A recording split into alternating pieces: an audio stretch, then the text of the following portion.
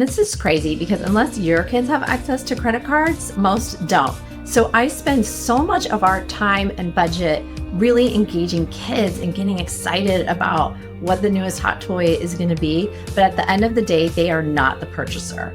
So what we really have to do is we look at audiences and not ages.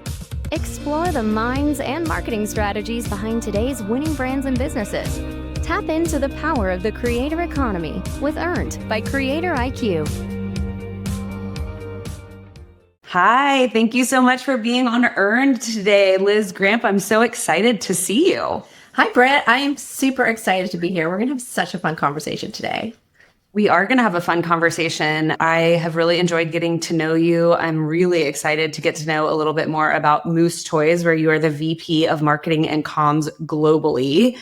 I actually want to start the conversation there because I think a lot of people will be familiar with the brands within Moose Toys, but not a lot have heard about the company proper. So start there, set the stage for us a little bit. Yeah, this is so fun. We are absolutely a house of brands. And like most people, toys touch every aspect of your life, whether you grew up with them or you have a child somewhere in your orbit. So Moose Toys is the most innovative toy company in the world. And the brands that you're going to know are brands like Bluey, which were the global Casual. Amazing, such a great property. Mr. Beast Lab, one of the largest creators in the world, and Little Life Pets, which is over 10 years old and are just the most adorable, nurturing pets you've ever seen. But we're also the home of some viral sensations like Cookies Makery and Magic Mixies, which are two of my favorite items that have happened over the past few years. So it's a great company full of brands that you know and love, but maybe just don't know the actual Moose name. And how does that work? How important is it for you to build equity across your house of brands versus for the Moose Toys company itself? Yeah, that's so interesting. So typically for consumer, we really want to engage people in the brand or even just the item that we're launching because we have this short runway to build excitement and equity, especially because we're all about launching new brands and have very few brands that have passed into that iconic status. But we also recently have started emphasizing our Moose brand as well, and especially using social to do that. So of course, through LinkedIn, which is important from a CorpCom perspective, but also building personality for our brands through our own handle, which is Moose Toys, built on Instagram and TikTok. Yeah, I do think that's really interesting. So two things you said that we've talked about. One, that short runway, right? You have a very quick window to not just launch, but build equity, excitement, and to borrow your phrase, like cultural conversation around a new brand or product. Put that into context for me. Walk us through what that window is and what that process looks like. I'm such a huge ambassador for toy marketing because it is incredibly complex and wild. So we often, especially because we focus on launching those new items, we will have a brand new item that nobody has ever heard of that we've actually kept embargoed because it's highly intensely competitive in our industry. So it's been, the items have been under embargo. So we have from July to December to launch an item you've never heard of, build equity, sell 1 million units by January, and it is go time as soon as we hit. It's wild. I think two things that you mentioned there. One is obviously ultimately you're looking at SKU data, right? Sales. That is like ultimate success. But you're actually not, when you launch, especially as a toy marketer, you're not really selling directly to your end user. How does that play a part in your overall strategy? And again, we'll get into your background. You bring a lot of experience in this industry specifically. So I'm curious, how does that shape your strategy? What does it look like when you are kind of building and launching products for an end user that you aren't actually marketing directly to? Yeah, I mean, this is crazy because unless your kids have access to credit cards, most don't. So I spend so much of our time and budget really engaging kids and getting excited about what the newest hot toy is going to be. But at the end of the day, they are not the purchaser. So what we really have to do is we look at audiences and not ages. So we can really find the broadest conversation around whatever that given item might be. The other thing that we do that's really critical is we layer conversations over platforms, over audiences, and over time. And again, going back to having that really short window that we have to drive equity, awareness, and conversion, we have to take you through the entire funnel in a few months' time. And not only do we have to do that, we have to do that for two different consumers.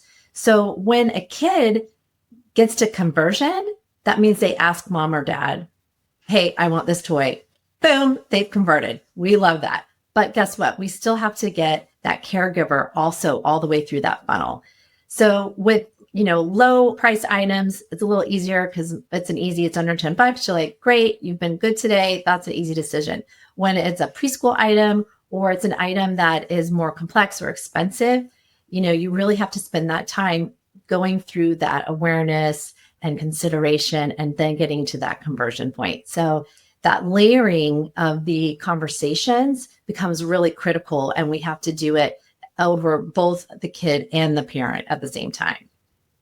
And how do you do that? What channels are you using, both like actual channels, but also, I'm a little biased, but what role do creators play in this? Creators more and more have become the centerpiece of our conversation.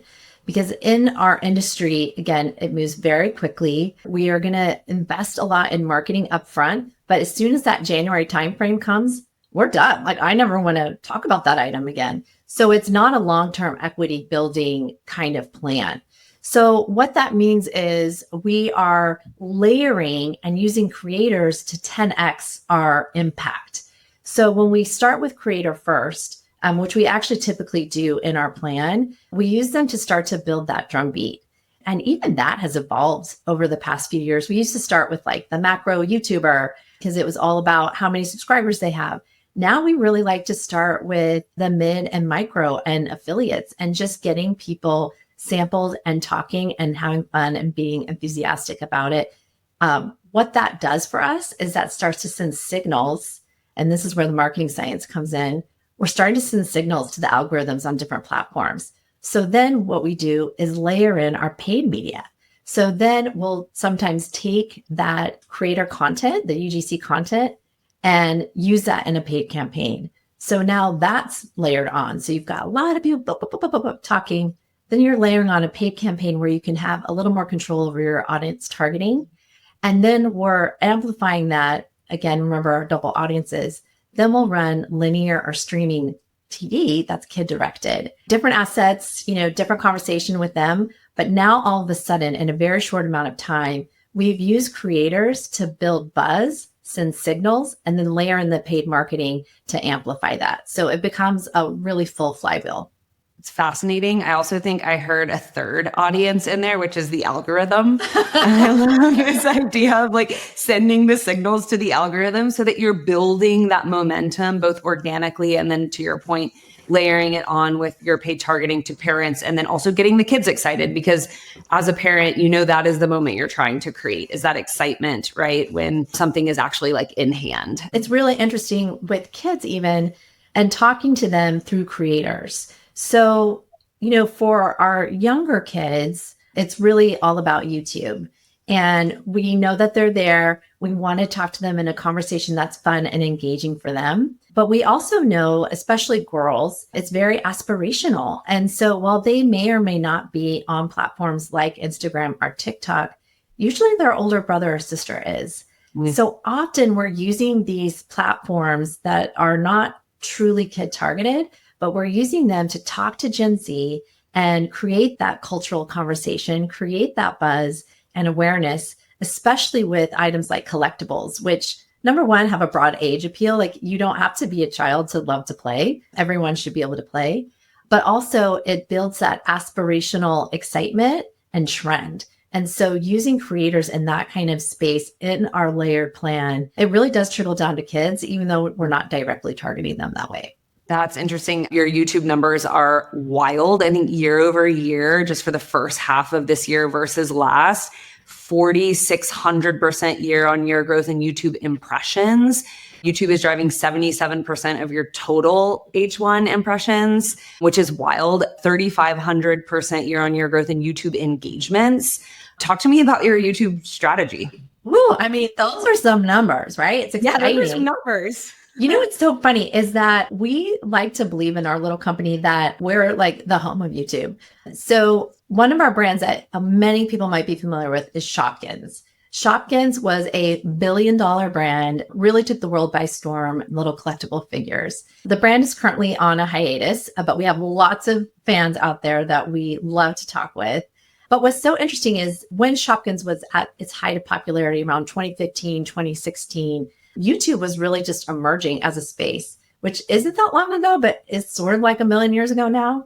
And what we saw happening organically was creators using the Shopkins with other toys. So they were playing Anna and Elsa dolls and inserting Shopkins into that. They were playing with Barbie and using Shopkins as props. So that early on set the tone for our company on how powerful social media can be and using people more so than ads to really engage. So YouTube has always been part of our DNA.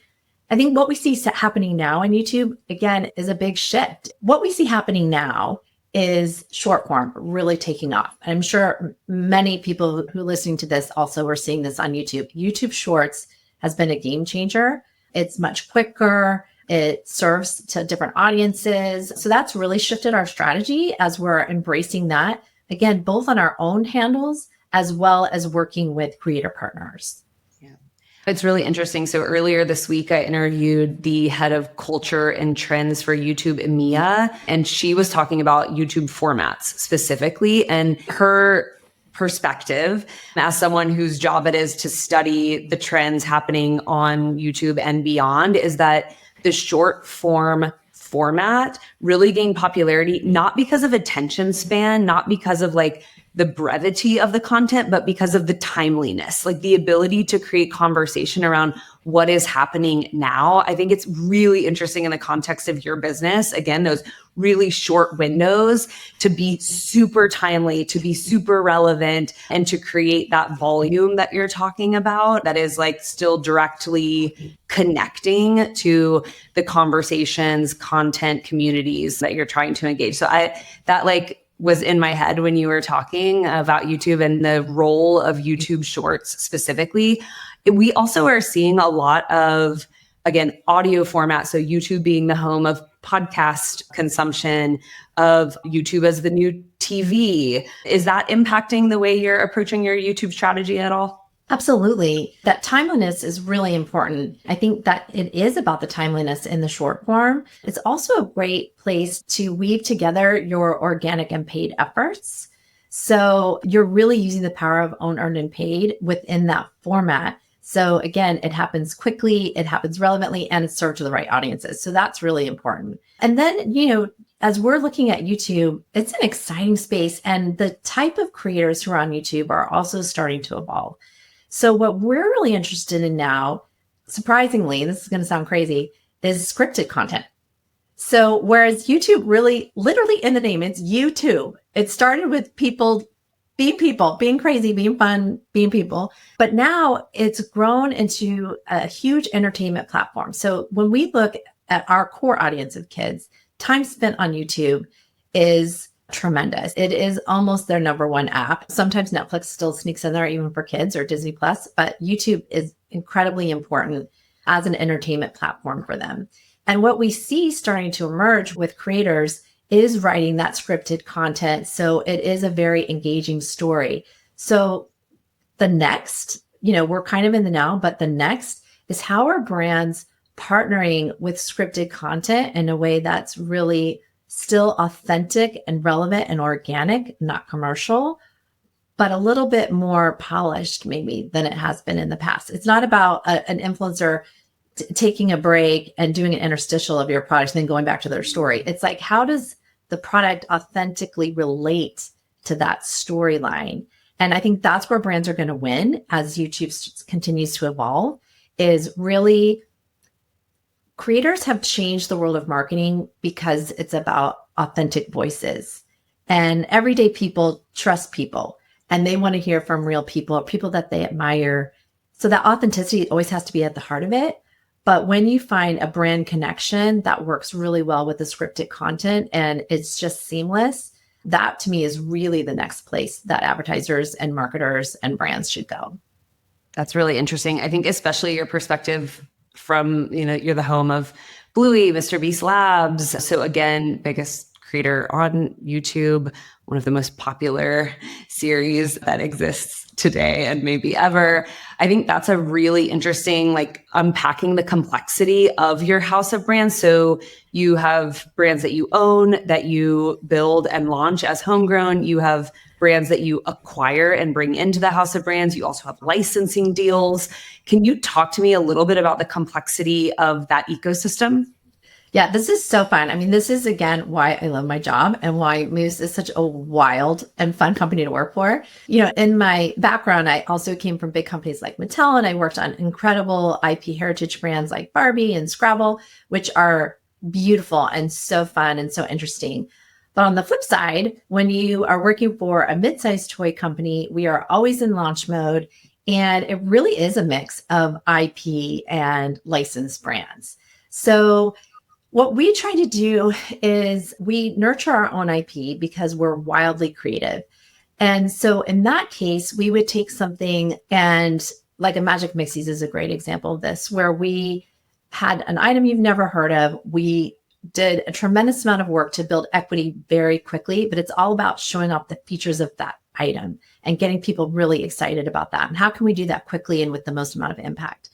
When we're working with a licensed brand, what we're really trying to do is extend the lore of their branding efforts. And it's interesting because we want to focus on the toy piece while they're driving the overall story piece. So for example, we have a really incredible partnership where the master toy licensee for the Minions franchise. So a partnership with Universal Studios and Illumination. We had a recent campaign for the last film where we have this incredible toy called the Fart Blaster. Look it up. It's so fun. It literally shoots fart rings and it is hilarious, right?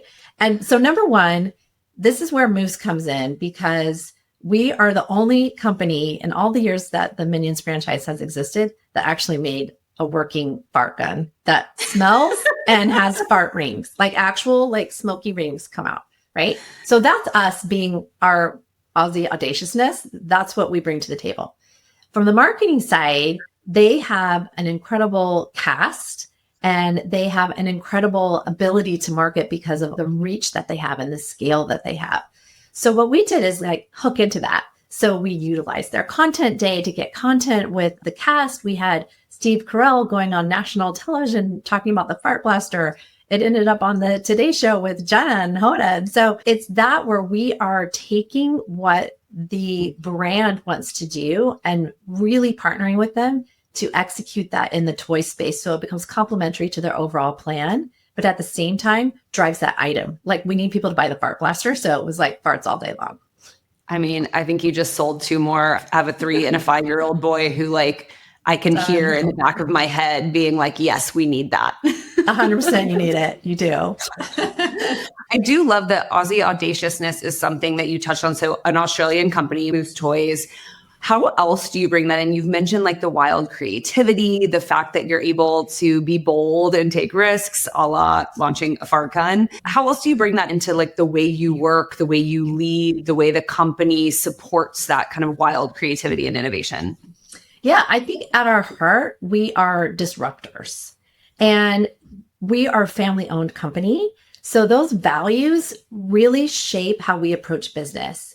When you're a family-owned company that's entrepreneurial-led, there are no rules. Like we make the rules, we break the rules. But what it allows us to do with that strong internal culture is extend it. And I think the creator space is a perfect example of that. So you mentioned our partnership with Jimmy Donaldson, Mr. Beast, right? Biggest YouTuber in the world. Everybody wanted to partner with them. And who did he select?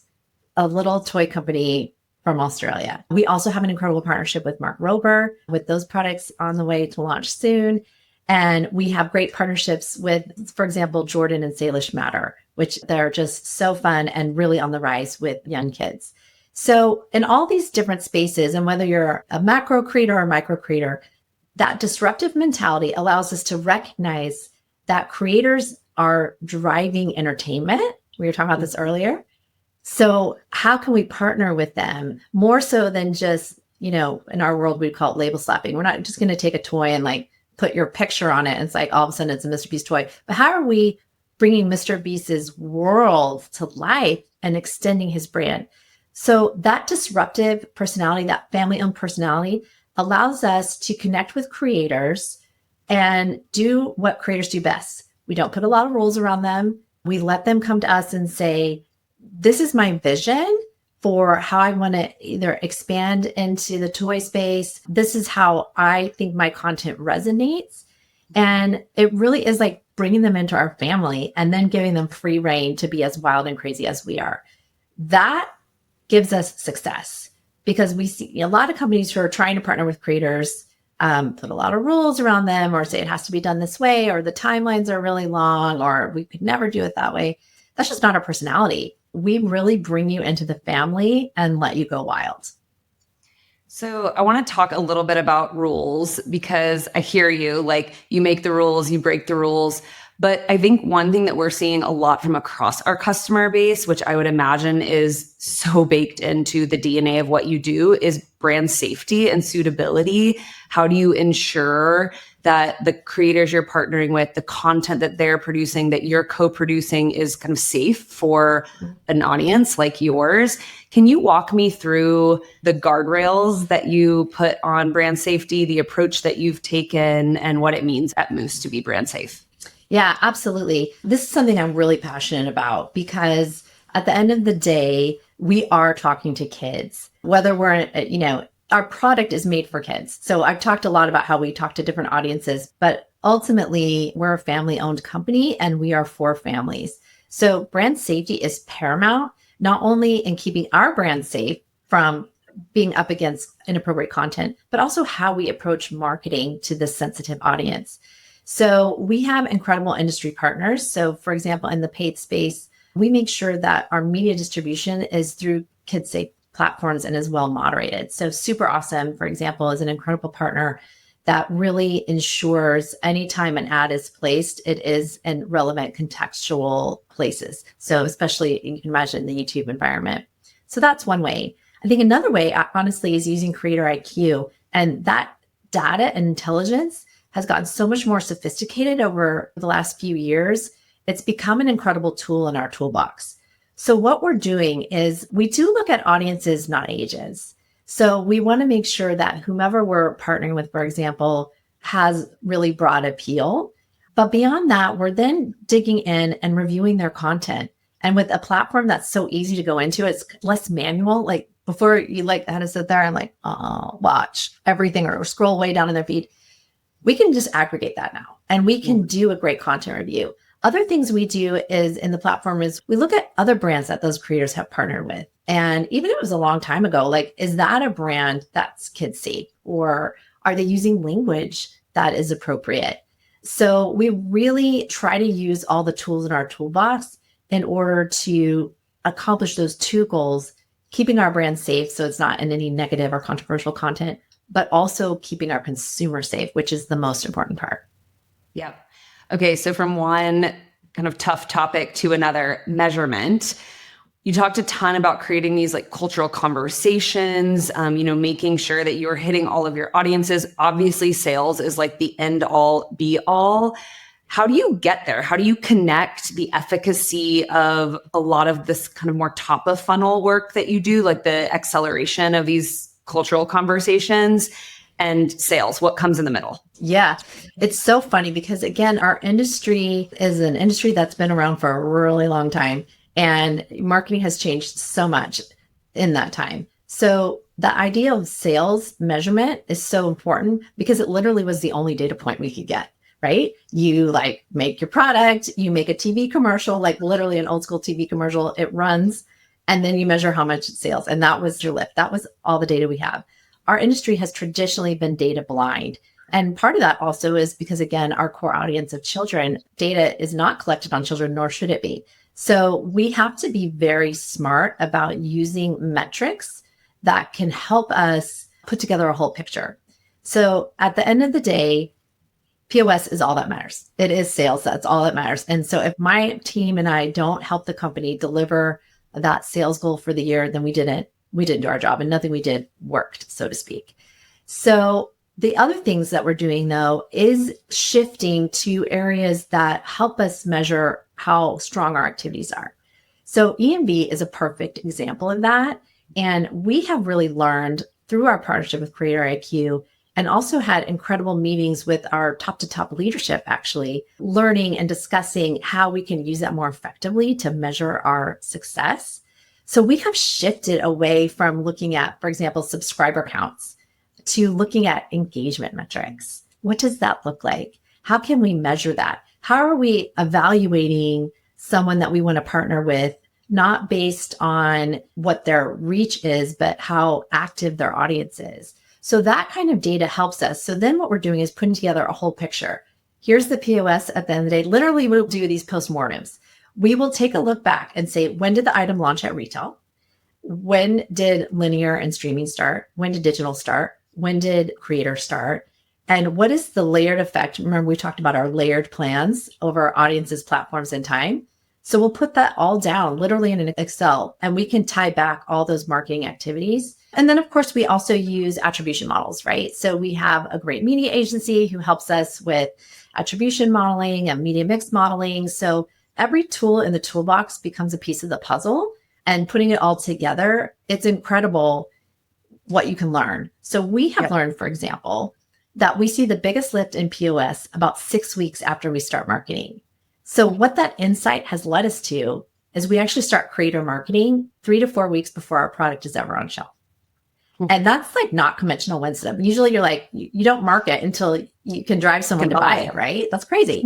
But we know that building that time, that conversation, that excitement, that anticipation, and then again, layering it with other tactics to amplify, we're going to get to that 6 weeks POS lift. But the 6 weeks is only 3 weeks after retail set, 6 weeks total. So now Mr. Retailer is happy because they're like, wow, this is flying off the shelves. But it's because we loaded the opportunity early in advance to really drive that intense lift.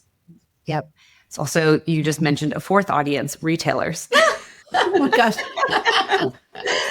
That's true. They're important. It's all about innovation. It's all about being in launch mode. It's all about being challenger brand and having that challenger mentality. Even the fact that our company is headquartered in Australia. So like, cracking through to the US market, opening up additional global markets around the world is really incredible.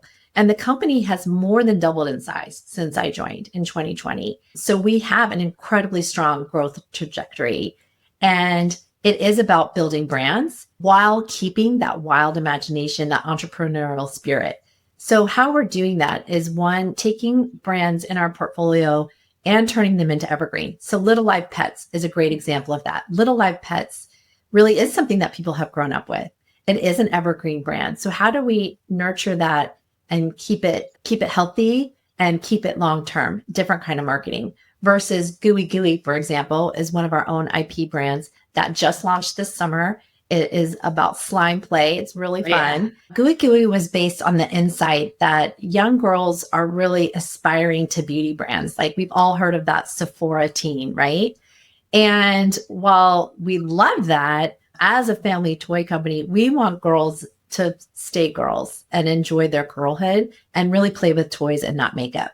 So what we did is take that aesthetic of a beautiful makeup brand or skincare and put it into slime. So slime, everyone knows, is so fun to play with. It's got great ASMR potential. It's so textural and fun. So this brand is so beautiful. Every jar that the slime comes in is cosmetic grade. And it's just this beautiful, clean aesthetic. The play pattern is explained just like you would do a 5-step beauty routine. You're going to find your slime. It has the scent you want. You're going to put your boosters in. You're going to add your charms. So it is taking you through a play pattern of beautifying your slime, but in a way that feels super aspirational to those girls. So in order to launch this brand, we recently did an event at the Grove. So we had a pop-up booth at the Grove. So what I love about this event is how we utilize creators because we really flip the script. This is a great example on how Moose is disruptive in our marketing. So most of the time when you're doing a pop-up event, you're utilizing creators to drive traffic to the event itself. But we did the opposite of that. We created a beautiful gooey slime boutique at the Grove. Sol de Janeiro happened to be right next to us, which couldn't have even been better. So we're in the big leagues, right? But what we did is we had over 100 creators come, and we used our event as a canvas for content. So it wasn't about using creators to drive traffic. It was about creating a beautiful space that a creator could come and create their content for their own channel in a way that was relevant to them, that made sense to their audience, had beautiful space. They could get their hands in the product and play with it and have this incredible high energy experience, because we had a huge crowd, a line an hour long to get into the pop-up, and just all this great energy happening at that event. What that translated into for us is tons and tons of content being generated that's still coming out. So rather than building up to a launch moment, we use that launch moment to build up equity in our brand. So, we've talked about our short time period, our audience is not ages, how we have to layer things together. This is a perfect example of an event as a canvas for content with creators who are then amplifying our message and the core DNA of the brand much longer than the 2 days that we had the pop-up. So I just think that's a great example, which kind of wraps together, how we approach marketing. Yeah, I love that. I also love even the pop-up was an aspirational experience. Like the way your creators could come and engage with the product in the environment. It's elevating the experience of the slime, which was kind of core to the brand and product itself. I think that's really fascinating. Also creating these catalyst moments, to your point, like when you were talking about, it's not just about the launch, it's what the launch can do to accelerate that equity and interest and excitement around the brand and product. So how can you use these moments as catalysts and accelerators of kind of your ultimate outcomes and goals? I think that's really fun. Yeah. And I love celebrating girlhood and letting girls stay girls. I'm a big fan of that. I'm a big girl myself. Exactly. And there's so much time. There's so much time for all of that. Let's stay girls and have fun playing with toys. That's the best place to be. And as adults, I think, and from our previous conversations, your brands and products are all over my house. But I love, that is one of my favorite things about being a parent, is that I have an excuse to play all the time. And I think it is such a fun, energizing thing for an adult to find space to play, whether you have kids or not. Finding your own version of play is so fun. And I have found that not surprising, but just, again, really energizing in kind of seeing the world through my kids' eyes. Yeah, it's an amazing connector point, especially things that you grew up with or nostalgic about, and you're sharing it with your child, or it's the first time your child discovers something and you're seeing it through their eyes. And it can be 2 minutes, but it's just a moment that becomes a real life engagement time in a way that's fun and lighthearted, and just shakes off the pressure of all the things that are happening in our lives, and even little kids' lives as they're navigating the first day of school and friendships and all the things that are happening. When you just cuddle a little live pet, that just all goes away. And it's just a minute to just be together and have fun. And that's why marketing toys is so fun, because there really is a powerful emotional connection to it. That brand will probably last for 2 to 3 years, and that's okay, but we want to maximize it while we can. So that's a different type of marketing muscle.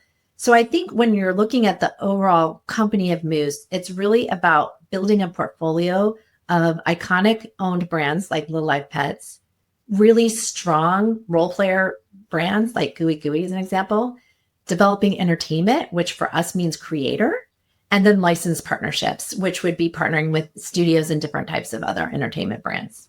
What is your role specifically as a leader? Well, I think there's a couple of different roles. I think as a people leader, my role is to coach and develop. And so what I really try to do for my team is set a really strong vision, set some structure, because as I've said many times, we're entrepreneurial led and our company can be quite wild. So for functional experts like PR and media, they need some structure. So I do try to set some structure and then really coach them to bring out the best. They know what to do. So how can we do it? How can I be a sounding board for them to develop their personal skill set, help develop whatever business project they work on? I like to say that I'm an umbrella and a cheerleader. So I'm going to shield you from a lot of the noise that happens, but I'm also going to lift you up and find ways for you to shine. So I think that's a really important role as a people leader. As a strategic leader, my role is to bridge those functional experts. So, I've got someone who's really, really good at PR, but she's not necessarily as familiar with paid media. And same paid media is like ninja, but not as familiar with all the ins and outs of negotiating with a creator. So what I can do is act as a strategic lens to then partner back with those brand marketers. Since my background is brand marketing, I can speak both languages, so to speak. I can talk to the brand teams and I'm like, okay, I get it. The Walmart buyer is all up in your business. I've been there. It's really tough. And so then I can go back to my team and say, like, I know this is your perfect, beautiful plan, but we cannot do that because Walmart wants to see results tomorrow. So here's how we're going to do that. So it's really, being that strategic bridge to help activate those plans and translate a skill set to an objective. Yeah, I love that. I think that's really applicable to our world as well. I think startup land, especially when you get into scaled startup land, is that it's like kind of the pains of leaning in on the flexibility and agility that has allowed you to get to where you are, but applying the right amount of structure. And I love your the strategic lens of how do we actually all kind of work together? How do we provide those translation layers so that we understand not just what we need to do now, but what we're trying to get to and kind of how we're going to kind of work through those milestones together? I think it's really fascinating. I love being in growth companies and so much of what you've talked about in terms of what the excitement and enthusiasm you have for the work you're doing at Moose really resonates. Oh, that's so fun. I love that. It's super fun. It is really fun. It is really fun. And I think that's sort of the freshness of after being in really amazing, but very corporate, work life, just having that freedom where I can take the skill sets that I built over time and learn from the best and then translate it into a new environment to have some real impact. It's really, really fun. Yeah, I love that. Well, thank you so much for being here today. This was such a great conversation. Thank you for sharing so much of your wisdom and experience and creativity with all of us. Thank you. Be a friend, tell a friend, and subscribe. Earned by CreatorIQ. CreatorIQ is your all-in-one solution to grow, manage, scale, and measure your influencer marketing program. Ready to unlock the power of the creator economy? Get started with a demo today at CreatorIQ.com.